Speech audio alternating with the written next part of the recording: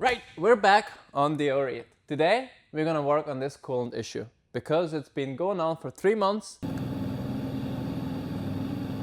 That's the only thing that's holding the car up. So today, we're making progress. A couple of videos ago, I thought I had this issue sorted, but I came back from a holiday and guess what? There was a massive leak under the car. It was this pipe, so I replaced it. We tried to refill the system and guess what?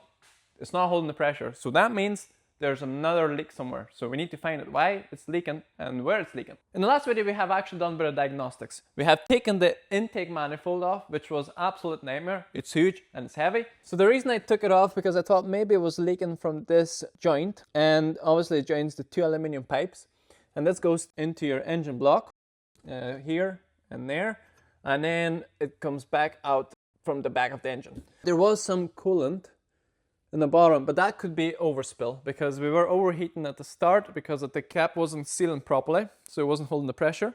I got the whole car lifted and ready because there's a lot of pipes under the car. And Audi R8's coolant system is quite complicated. There's 23 liters of coolant. Pipes go literally from the back to the front of the radiators. The key components we're gonna check is the aluminum pipes because they're prone to corrosion, and your rubber hoses. And the biggest thing is, which I didn't know, is your hose clamp memory. So what happens is when you have the clamp on this pipe, you have to put it back in exactly the same position. If you're not gonna do that, then you're gonna have a leak.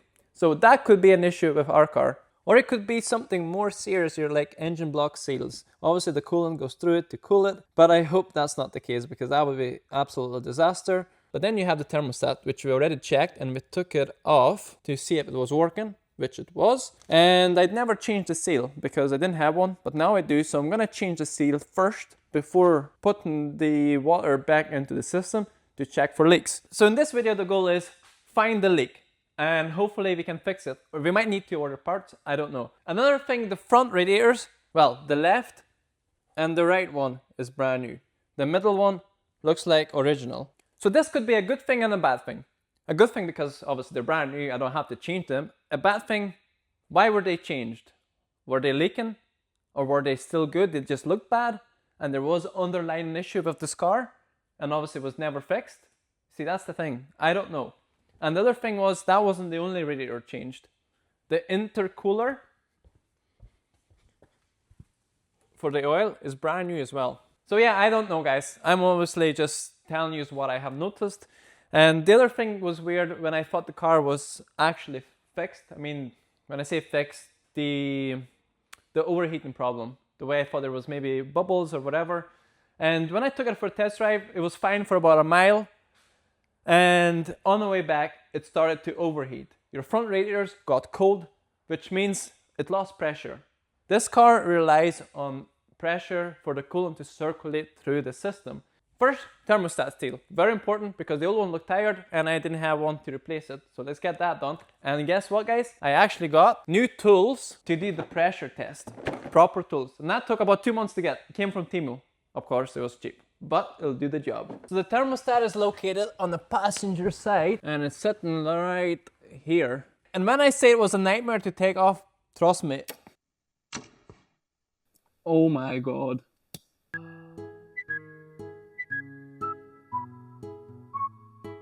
So stupid. It was absolute disaster. These are not original ones. I had to drill the old ones out. The original ones look like that. They're like a torque type thingamajigger.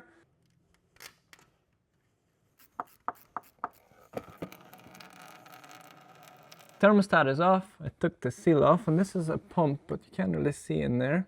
So I got the 2 O-rings sitting here and let's see if you know which one is which.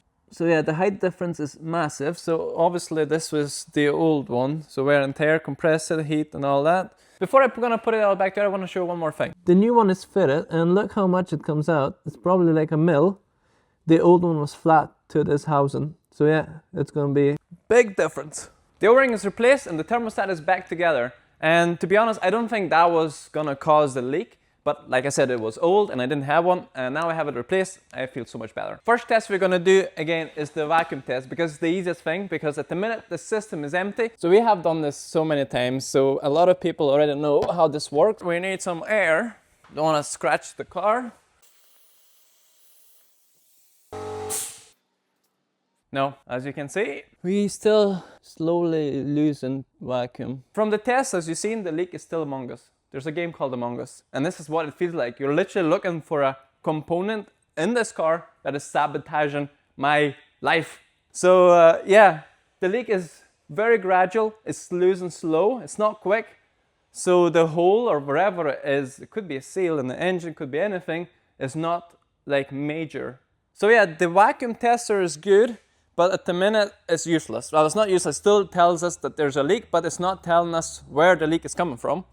And this is where this comes in. I got this from Temu, and it's a pressure leak tester kit, and you get all the different adapters for different expansion tanks, and you also get this pump. The thing is, you can use this to do it in an empty system, but I'm not doing that. I'm not joking. 23 liters, and you would pump it with this. It would take you about 4 days. This is going to be very awkward because the car is so high up. So I'm going to use a wheel as a step. For now, I'm just going to probably put like 15 liters in this just to see what's happening. So I don't expect you to watch this because that's going to take a while. So I'll see you when it's 15 liters in. Yeah. So I have put in about, I don't know, maybe 17 liters. A lot of it, not a lot of it, but maybe about half a liter went on the floor. And then I was bleeding it through here to make sure I get as much liquid in the system as possible. Obviously, without vacuum filling, it's not going to be perfect, but maybe it will be enough to show us where the leak is coming from. So the next stage is pressurizing the system using this handheld device or hand operated device. Yeah. So for the Audi R8, I think is this one. And as you see, it's on a maximum level. So you put this on, tighten it really tight, make sure it's not passing, because if it's leaking, well, there's obviously not going to be valid test. So let's see, tighten this with this wee tool. Right, okay, let's see how this is gonna work. Haven't done this before, so I guess you just plug this in like that and you pump it. So we need to go to the one when the system is fully heated up to the temperature. It's usually sitting at 1.2 bar, I think. So we're sitting around 1.1 bar. It is dropping, so let's see where the leak is coming from. We're gonna check the front first because it's the easiest. Like literally the bumper is off, everything's off. So we're looking for any drops of water. That looks dry. Under here looks good. This looks good as well. Front is looking good. Yeah, there is some spillage, but that's me just bleeding the system. And let's go and look at the back. So around the thermostat is looking good, but I do see a leak. Now, the leak is here, and it's dripping. Okay, let's see what's going on here. Hang on, guys. Yeah, she's leaking here, and she's leaking here. And these are the pipes we took off to take the engine out. You have to disconnect it here, and this is the main coolant pipes that go all the way to the front of your radiators. So we need to get the clamp positions reset. So yeah, this is what I meant when I said about clamp memory. So this one, you can see there's still markings on that, but these pipes were taken off so many times, even before my time. The markings are gone and you can't see where they were before. And like when I took them out or off, when I took them off, I didn't know that was a thing. So yeah, that's my fault. And it's not a bad thing that it's leaking there. We just need to figure out where the clamps need to be for it to properly seal the connection. Damn.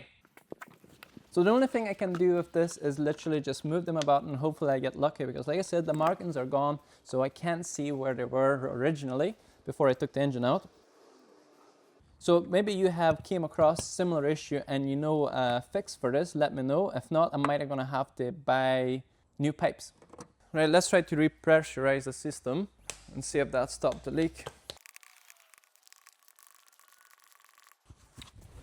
So it's not leaking from here anymore, so this is correct. Still leaking here, really bad. So I say this is maybe our problem.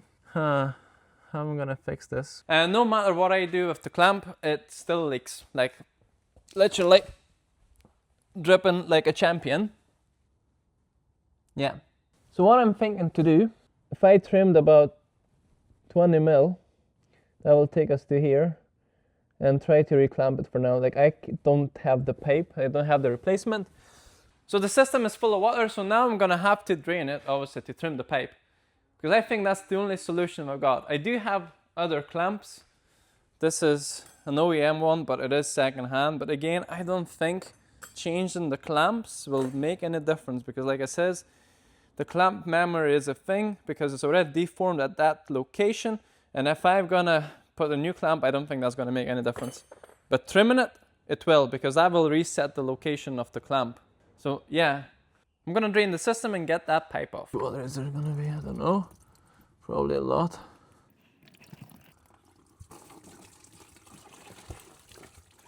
Oh, nice.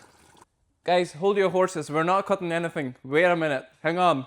Because I think the clamp was other way around. Like, obviously I took them off and I was taking the engine out, but I didn't notice until I took this pipe off. And as you can see here, you can actually see the original clamp markings.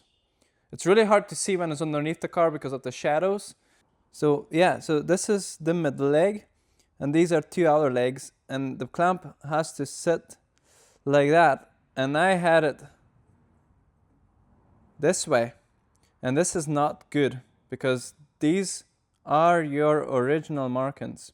I know it's really hard to see. Right, let me put this back in correct way this time and see if it leaks. Well, we're gonna have to refill it again, but I'll come back to you once that's fitted and refilled. I really hope this fixes it. So I got the hose fitted back onto the car and the clamp the right way. And this is what it looks like.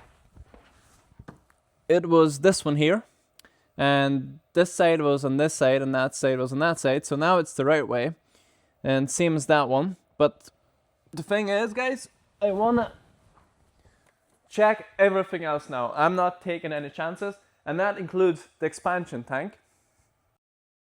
This is the new one I fitted, so I took off the old one.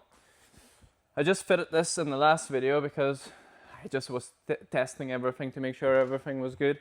Wasn't sure if the new expansion tank was faulty, so I wasn't taking any chances. And I also have changed this hose, and this hose was sitting at the front of the car. It was sitting here. But I already changed this pipe, and this new pipe came with the new hose. So yeah, like I said, I'm not taking any chances. I'm checking everything because I just don't want to be something really silly again. Oh, I also had to take the battery out to change this pipe. And it's flat anyway, so I'm charging it here because I have a good feeling we might get this fixed without spending money, which is good. Oh, also the expansion tank is leaking. I forgot to show you guys. Hang on, you can see it is seeping through the edges as well. Where is it? Oh well, I don't know if you can see it, but yeah, it's wet. So it's no good anyway. So yeah, let's get this fitted, which is gonna be a nightmare. There's just no room in here whatsoever. So I'm gonna use this. This is very useful for hose clamps. So you can compress it and then you can position it where it needs to be. Like it says, it's very important where you put them. The wee ones are already quite weak. It'd be good to change them. Squeeze them a bit. And hopefully it'll be good. Squeeze too hard. Let's just squeeze just enough to get it over the pipe. Because if you squeeze it hard, it deforms it so quickly. Don't leave any tools inside the engine bay, in case you forget. So last night I got late and I had to pack in. But today, we're getting this leak fixed. So I have this system pressurized, about 1 bar or so. And is it stopped leaking? The short answer is, the pipe is getting cut. So I cut off about 10 mil using the grinder. I don't know what happened to the camera, it didn't record it, but yeah, 10 mil off. The cut pipe is back on and the system is pressurized at 1.2 bar. So let's see if it's leaking. Dry as a bone. That's good. Both of them are good. So the leak seems to be fixed, but I don't trust it. So I bought a second-hand one from Happy Parts, which is Germany. It's going to be here probably next week. But for now, we can actually do the vacuum test. I visually inspected the whole car again, and there's no more leaks. My biggest concern was this water pump, because these cars are known for the water pumps to leak as well. But we already checked the pump, it looks good, thermostat looks good, all the connections look good, and I don't see any pinholes in the aluminum pipes. So I think we got the green light to actually do a proper vacuum test, and hopefully it holds. So I emptied as much as I could for the vacuum test, because it's better to test it when it's empty, because of the water you can get moved to different air pockets, and then the vacuum can fluctuate. I hope, guys, I hope that's it, because like I said, if that's not gonna fix what we just fixed, we have a big problem with the engine, because visually everything else is good. The feeling I have at the minute, it feels like I'm starting the car again. I swear, this is crazy. Right, let's go.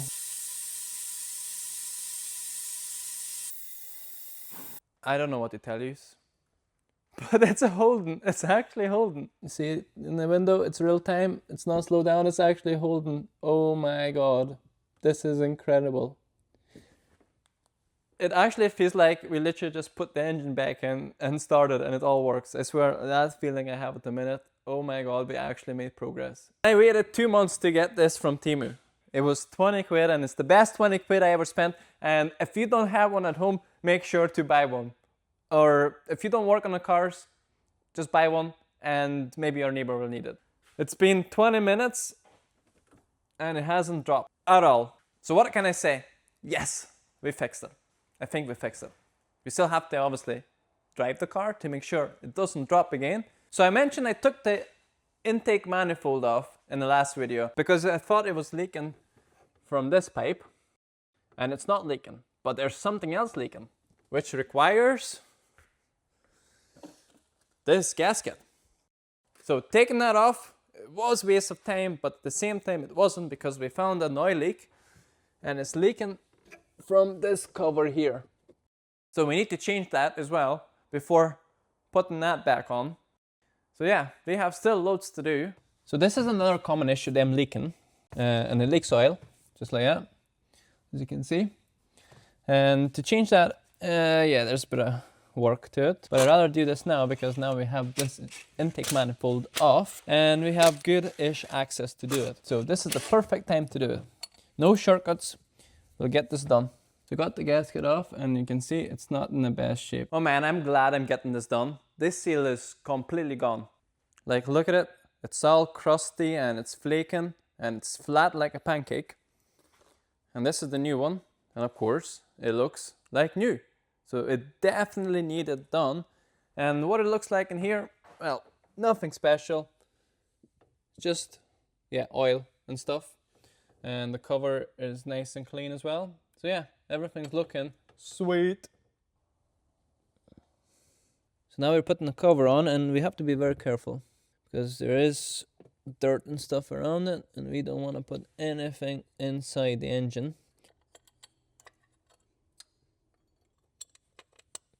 So I'm tightening everything at 9 Newton meters. So yeah, we've been very productive. In the process of trying to fix the leak, we actually fixed another problem. So yeah, it's all torqued to 9 newtons. Everything's looking good. And yeah, guys, we have so much more left to do. The bumper came back from Brian, the car seat came back, and all this needs to go back onto the Audi R8. So you see the next video, guys, it's gonna be huge. There's so much to do, but we're so close. If you enjoyed the video, hit the like button, and if you want to see me struggle a bit more with this car, subscribe. Bye!